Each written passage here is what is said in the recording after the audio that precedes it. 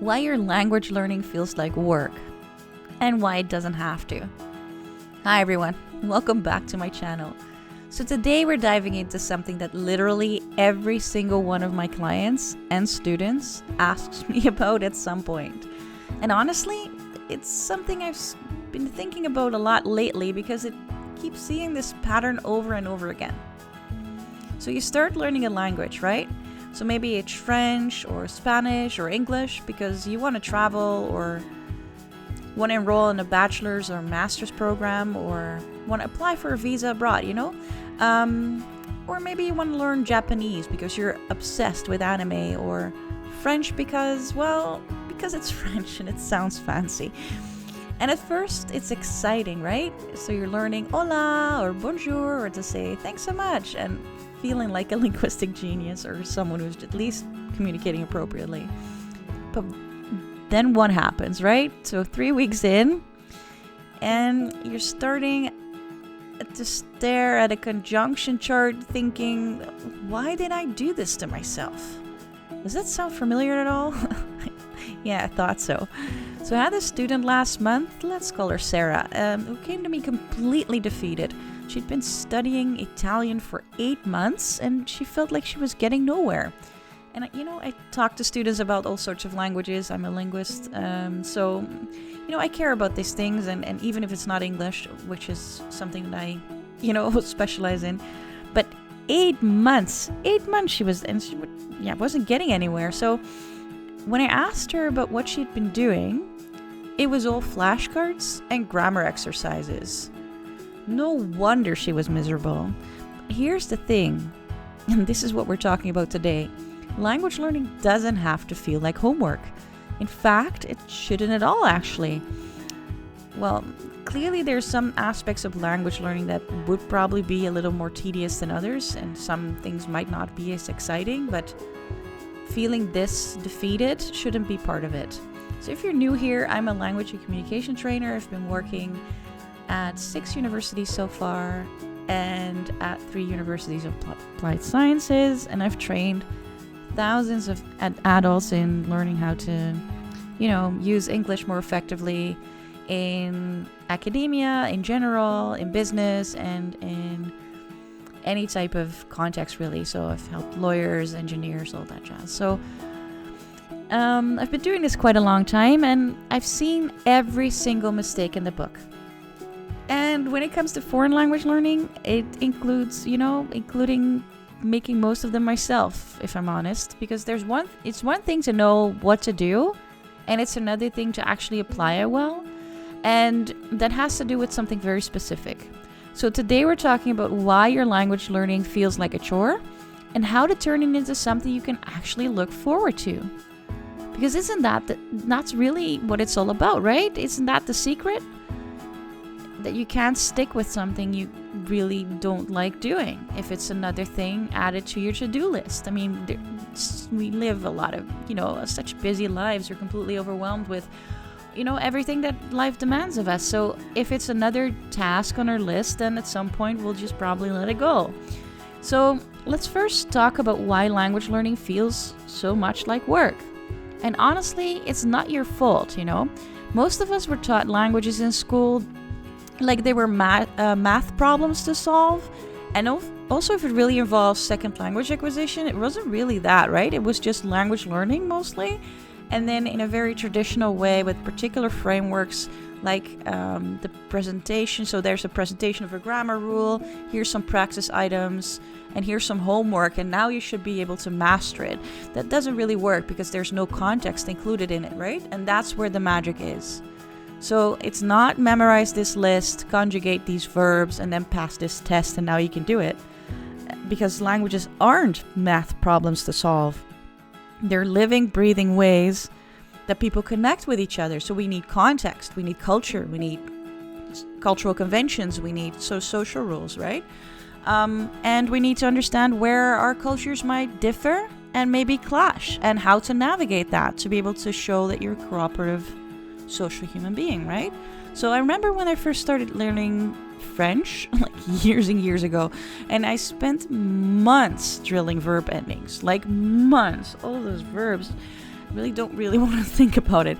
And when I got to France, after having also studied these static sentences, and not really having paid that much attention to listening or culture or understanding regional dialects and cultural conventions, really, I couldn't really offer coffee without panicking, because nobody had taught me that the French don't actually talk like textbooks. Shocking. I know. So I remember thinking that this was just really disappointing, right? So the problem is that we've been thinking about this all wrong. And this is also what we see in language learning now, that a lot more is understood about how adults actually learn and what works and what doesn't. And focusing on rules and doing some assignments or tests and then expecting that we can just master the language that way doesn't work. And that's also why people who have had English all of those years in schools can't really use it professionally all that well, because there's just different demands and also performance requirements, right? And that's something that is completely different from the general English that you may have had in high school. So here's what I want you to try instead. Stop thinking of yourself as studying a language, like a language student. Start thinking of yourself as a traveler exploring the culture. And I know it sounds a little bit touchy-feely, but stick with me here. When you learn that in, let's say, a native English context, if someone compliments your language skills, they're probably being polite, and you shouldn't really take it literally. And it's not just cultural trivia, right? It's an essential communication knowledge. So it's politeness, and politeness in linguistics pragmatics, we know that politeness is a form of lying that we do to appease each other, to have a good time together, or at least to be able to socialize well, right? So another example is when you learn that in Persian culture, if you compliment someone's painting and they offer it to you, you have to say no at least 3 times. Or you might actually end up with their painting and you've actually asked for the painting not knowingly, right? So that's a true story, by the way. Happened to a colleague of mine, and that's not just interesting to know. That's actually survival information, because you also don't want to assault someone, and you don't want to take stuff you're not really, wanting. So that's not all over. It's just not a good thing. So these cultural scripts make language come to life, right? And you're not just learning words, you're getting initiated into the secrets of a whole group of people and how they think and interact. And that is also the case in subcultures and specific domains within a national culture, right? And honestly, that's a way more interesting way of learning the language than memorizing whether, you have to use the or a or un as a determiner in English as an article, right? Because clearly there are rules, and yes, it ties into information structure, and yes, it's interesting and necessary and essential to know, but it's not exciting, and it's something you can tweak and fine-tune down the line, right? It's not necessary to spark that initial essence that you would need to spark to be able to become motivated and interested in the target language. Because once you do get interested, that's where the magic happens, because then the world starts to open to you and you start learning a lot more about the things that were hidden, so they get revealed to you, and that's exciting.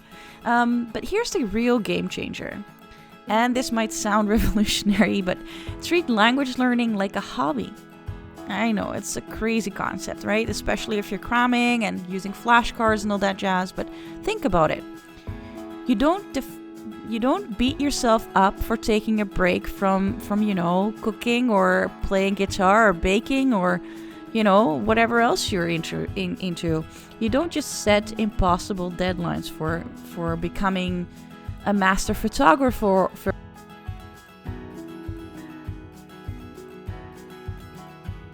And here's something that's going to sound counterintuitive as well. Start doing the things you actually want to do in a language right now. Not after you finish your textbook, not when you feel ready, but right now. So if you want to read English novels, French novels, start reading the English or French novels. Yes, you'll understand maybe, every 10th word at first, but so what? Use a dictionary, guess from context, skip the parts that don't make sense, use the 25 strategies that I've offered in a different video, and you'll be amazed how much you pick up just by doing the thing that you actually want to do. It's like, okay, it's a terrible analogy incoming, but it's like learning to drive by watching YouTube videos about driving for 6 months and then finally getting behind the wheel. Like, you need theory, sure, but you also just need to drive the car, right? Drive the car. You just can't learn that from YouTube videos. The same goes for, what I offer here is useful to get your language learning started, to direct yourself directed language efforts in a good direction, but there's much more involved in this process, right? So I had another student who wanted to learn, English to and a particular genre of it without subtitles, and I was like, yeah, great, start watching that. And she looked at me like I was insane. But 3 months later, she came into my classroom and she told me about all these plot twists and used slang that I never taught her and that she came to know. Because that's what happens when you actually engage with the language instead of just studying about it. Now, let's talk about finding what actually works for you. And I mean really works. Not what some app or course says that you should do, but what you'll actually stick with. So yeah, some people do love flashcards. And that's great if that works for them. But personally, flashcards make me want to throw things, yeah? So, but hey, if that's your jam, go for it. Some people need structure in courses. I'm that type of person as well, but I also like designing courses, I love education and lifelong learning is a thing. But there are others who just learn better from chaos initially. Who need to throw themselves into conversations, see where they're ending up and making connections while they're doing it. I have friends who are like that, and that's great. So the best method is one that you'll actually use, right? So I'm a huge fan of the buddy system as well. So find someone else, so someone in your maybe neighborhood or who you're taking classes with or who you're working with right now, who you like to travel with, for example. And who's also learning some specific fields, domain-specific language, subculture language, maybe wants to elevate their language to a higher level, let's say advanced, C1, C2 maybe, and make it social. So don't make it a social language exchange where you're all stressed out about speaking perfectly. I know that a lot of people think that if you can't speak English well, that you mustn't be, very intelligent or something, and I don't dare make a mistake. And I understand that people are like snarky, like sarcastic in a mean-spirited way. I get that happens, but you have to consider it differently. It's not your first language, so whatever you're doing at this moment is great, and you just have to understand that some things are perhaps going well already, and other things may have to be developed, and that's perfectly fine. And it's not a formal language exchange where you're all stressed out about speaking English perfectly, because it's not a test. It's not an exam that you have to pass, right? And who cares if someone else, thinks you're a little silly by doing it? That says something about them, not you. So treat it like a, gym buddy situation. Study together. Quiz each other if that's something you're into. Share the cool words you've learned that day. Meet that person who is a native speaker. Have a chat with them. Have fun over drinks, over dinner, whatever you prefer. And, language learning is social by nature. And why are we sitting alone with these apps that may spark an interest but don't really do anything for language acquisition, which is, the area where you would actually develop new brain connections and store language and the language you've learned in your long-term memory? Why are we sitting alone with these apps feeling isolated with all the loneliness going on right now? That people are talking about loneliness epidemics. Why are we actually doing that alone? Get a buddy, join a group, make it fun, take a course, get a few sessions somewhere, start watching movies, listen to your music differently. There's so much you can do that would be fun. Engage in fora online. Watch YouTube videos like you're doing now. You're doing great. And please, for the love of all that's holy, set realistic goals, please. I see people trying to learn everything at once, and it's like watching someone trying to eat an entire pizza in one bite. Focus on something specific instead. So maybe food vocabulary because you love cooking, or travel phrases because you got a trip planned, or dive into denim vocabulary because you want to get your first ear welted boots and you want to know what you're purchasing and you want to understand what people online are talking about. Or maybe you're interested in raw denim. You don't actually know what the difference is between a regular pair of jeans and raw denim. And you want to know more about what are good brands and why you should take Japanese brands or maybe not. All of that stuff you can also find on my channel, videos on that, on red wing boots and on, denim culture and the differences in menswear in that area. I mean, if that's something you're interested in, I placed it in there because I like diving into subcultures and I think it could actually help a lot of men out there who are, feeling isolated and who are actually looking for communities who are also really interested in looking better because, that could have benefits in life, right? Getting better opportunities, all that jazz. So back to what I was saying, the travel phrase because you got a trip planned would be a good idea, or maybe just even swear words, because let's be honest, that's what we all want to learn first anyway. At least that's what I hear men at my courses do a lot. They first start using these things and I have to shout language at them like they have to mind their language. But okay, people do that, right? So track your process and your progress if that motivates you, but don't get obsessed with the metrics, because sometimes progress looks like finally understanding a joke in your target language, or dreaming in English for the first time, or automatically thinking, thank you so much, instead of thanks or dankjewel or something like that. So these moments matter more than your streak on some app that won't do anything for long-term benefits and language acquisition. It will stay on the topic of language learning and dopamine pathways, right? It's not where you want to be. And one more thing, and this is huge. Surround yourself with the language as much as possible. Go for immersion. I also offer immersion in my training courses, and I don't mean lock yourself in a room with textbooks. Please don't do that. I mean, put it into your life in ways that feel natural. Start listening to the English music you're exposed to daily differently.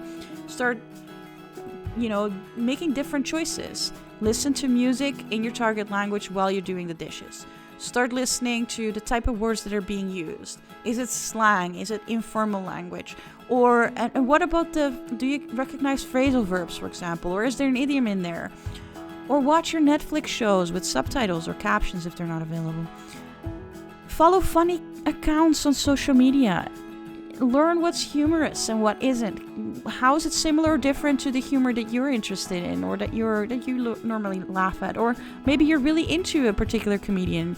Go book some tickets to a particular show. Go with a friend or someone else. Change your phone settings if you feel really brave. Although, maybe warn those around you, the closest people, that you're doing that so that they don't think that they've been hacked. But the goal is to make the language part of your daily routine, not as a separate thing that you have to carve out special time for, because life is busy. We have stuff to do. Mix it into the stuff you're already doing. So if you love baking, start doing that in English. Learn about the difference in measurements and all that jazz. do stuff like that. Maybe watch a tutorial in English, like a cooking show or something like that. Might be fun. And here's the thing about progress. It's not linear, and it's definitely not fast. And language learning is more like, okay, here's a better analogy than the driving thing, right? It's like tending a garden. Some days you plant seeds. Some days you just water. And some days you just sit and enjoy what's growing. And other days you don't go near the garden at all, and that's fine too. So the plants keep growing even when you're not watching or attending to them. And your brain keeps processing even when you're not actively studying. Trust the process. Be patient with yourself. And remember that every single person who's ever learned a language, a second language, or foreign language has felt exactly as lost and as frustrated as you do sometimes. So here's my challenge for you. Pick one thing from today's video and try it this week. Maybe it's switching from flashcards to watching YouTube videos in your target language. Maybe it's joining a conversation group or finding a study buddy. Maybe it's giving yourself permission to enjoy the process instead of stressing about the results, right? And maybe it's writing something online or whatever you prefer. So what's your biggest struggle with language learning right now? Please drop it in the comments. I read every single one, and maybe we can problem solve together. Maybe I can create some content on that topic to help you solve it. And if this helped you at all, hit that like button and subscribe for more realistic language learning advice, and maybe send it to someone who might also benefit from it. So remember, languages are meant to connect us with other people, not torture us with grammar rules. Make it fun. Make it yours. And I'll see you in the next one. Happy learning!